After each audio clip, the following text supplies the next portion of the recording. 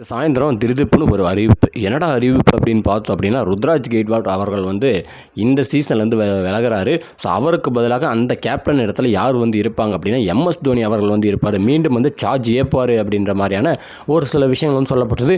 இது ஏதோ packs news தான், எவனோ வந்து எடிட் பண்ணி தான் வந்து போட்டுக்கிறாங்க அப்படின்னு சொல்லிட்டு நினச்சேன். அப்புறமா தான் தெரியுது, அஃபிஷியலாகவே வந்து கன்ஃபார்ம் பண்ணிட்டாங்க. சென்னை டீம் சார்பில் இருந்து இந்த மாதிரி தான் அவருக்கு வந்து இன்ஜுரி இருக்கிறனால நாங்கள் வந்து அவரை வந்து அனுப்புகிறோம், வழி அனுப்பி வைக்கிறோம். அவருக்கு பதிலாக நம்ம கேப்டன் தல தோனி அவர்களே வந்து மீண்டும் கேப்டன் தல தோனியாக பதவி ஏற்பார் அப்படின்னு சொல்லிட்டு பயங்கரமான ஒரு சில விஷயங்கள் வந்து சொன்னாங்க.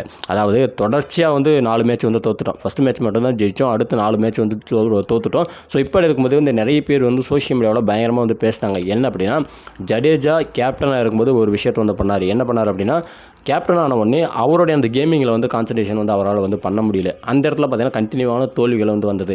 அதே மாதிரி தான் இவர் ருத்ராஜ் கெய்க்வாடுக்கும் வந்து பேட்டிங்கில் பார்த்தீங்கன்னா அவரால் வந்து பெருசாக வந்து பர்ஃபார்மன்ஸ் பண்ணவே முடியல. அவர் வந்து எவ்வளோ வந்து ட்ரை பண்ணார், பட் வந்து பர்ஃபார்மன்ஸ் வந்து பண்ண முடியல.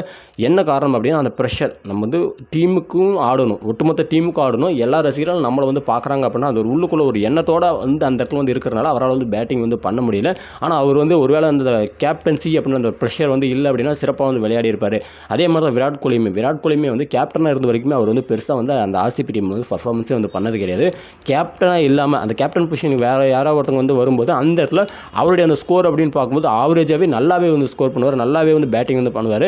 அந்த ப்ரெஷர் நம்ம மேலே ஒரு பதவி கொடுத்துருக்காங்க, நமக்கு ஒரு பதவி கொடுத்துருக்காங்க, நம்மளை வந்து எல்லோரும் வந்து பார்க்குறாங்க, நம்ம ஏதாவது ஒரு தோல்வி வந்து வாங்கி கொடுத்தோம் அப்படின்னா அந்த ஒட்டுமொத்த குற்றமும் நம்ம மேலே தான் வந்து சேரும் அப்படின்ற அந்த ஒரு ப்ரெஷரோடய வந்து எல்லோரும் இருக்கிறாங்க அப்படின்றது வந்து நம்மளுக்கு வந்து தெளிவாக வந்து தெரியுது. ஸோ அந்த ஒரு ஃபீலிங் வந்து ருத்ராஜ் கெய்க்வாட்கிட்டையும் இருக்கிற மாதிரி தான் நம்மளுக்கு வந்து தோணுச்சு. என்னதான் இருந்தாலும் வந்து ருத்ராஜ் கெய்க்வாட்க்கு வந்து நம்ம வந்து குத்தம் சொல்லக்கூடாது. இருந்தாலுமே அவரோட கேமிங்காச்சும் ஓரளவுக்கு வந்து விளையாடி இருக்கலாம். அவரோட கேமிங்கில் கூட பார்த்தீங்கன்னா அவரோட வந்து சரியாக வந்து கான்சன்ட்ரேஷன் பண்ண முடியாமல் போச்சு. பிகாஸ் ரீசன் வந்து இன்ஜுரியாக கூட வந்து இருக்கலாம், அது அடுத்த விஷயமா இருக்கலாம். பட் என்ன அப்படின்னா, இந்த இடத்துல இப்போ வந்து இந்த ஒரு அறிவிப்பு வந்து வந்ததுனால எல்லாருமே வந்து என்ன சொல்லிட்டாங்க அப்படின்னா, அதாவது ஒரு டீம் வந்து ஒரு மோசமான சூழ்நிலைக்கு வந்து போகும்போது காப்பாற்றுறதுக்கு எம்எஸ் தோனியே வந்து கூப்பிடுவீங்களா? ஒருவேளை அடுத்த வருஷம் வந்து எம்எஸ் தோனி வந்து இல்லை, ரிட்டையர்ட் ஆகிட்டு வெளியில் போயிட்டார் அப்படின்னா அடுத்த வருஷம் இந்த மாதிரி டீம் வந்து மோசமாக போச்சுன்னா என்ன பண்ணுவீங்க அப்படின்னு ஒரு கொஷினும் பார்த்தீங்கன்னா எழ ஆரம்பிச்சிருக்கு.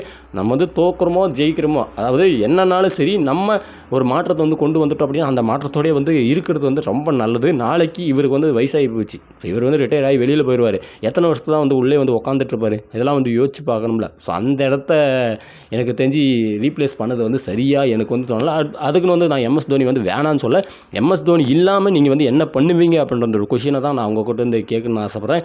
நீங்கள் எம்எஸ் தோனி அவர்கள் வந்து கேப்டன் ஆனதை பற்றியும் ருத்ராஜ் கெய்க்வாட் அவர்கள் வந்து வெளியில் போனதை பற்றியும் என்ன நினைக்கிறீங்க அப்படின்றத மறக்காமல் கமெண்டில் போட்டு வச்சுருங்க. நன்றிகள்.